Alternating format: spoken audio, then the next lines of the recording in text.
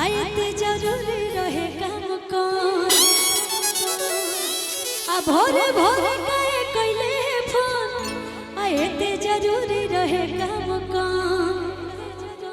लड़कियां क्या कह रही है कि चेकअप डाका टरवा से करावे रे भरवा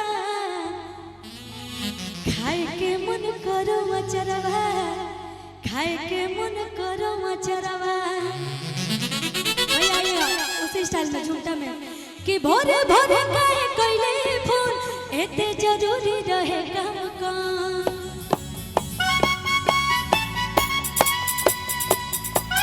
ये नहीं भोरे भोरे काहे कइले फोन एते जरूरी रहे काम कौन।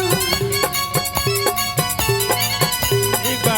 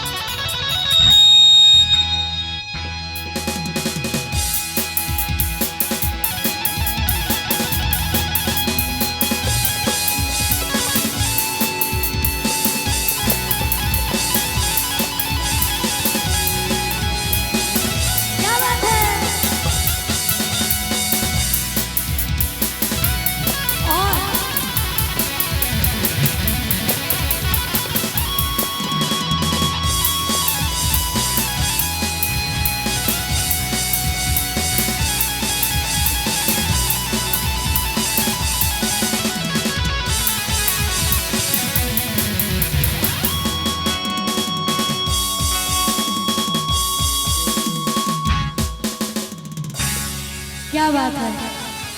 एक गाना लास्ट में गाना चाहूंगी, 2 लाइन, मात्र 2 लाइन। मेरा ही गाना है, बहुत ही अच्छा गाना है।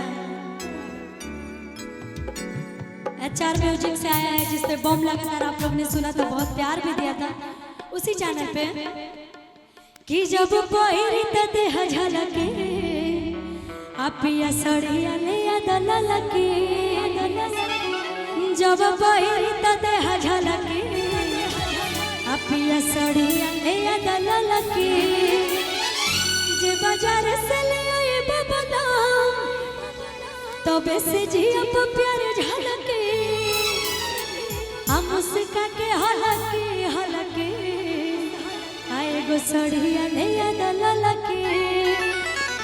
आइएगा भैया कि जब पहिरी तते झलके पिया सड़िया ले दललके जब पहिरी तते झलके पिया सड़िया ले दललके जो बाजार से ले आई बबला तबे से जिया प्यार झलके जो बाजार से ले आई बबला तबे से जिया प्यार झलके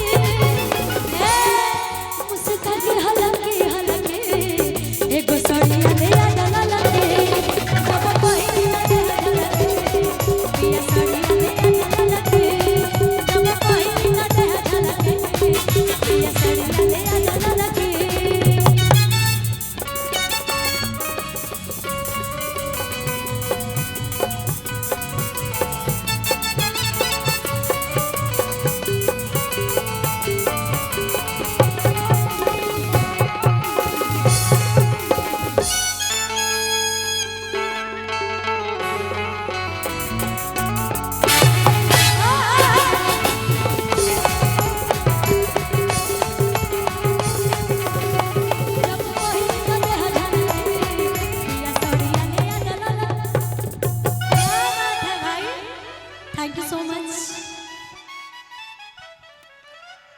ऋषि जी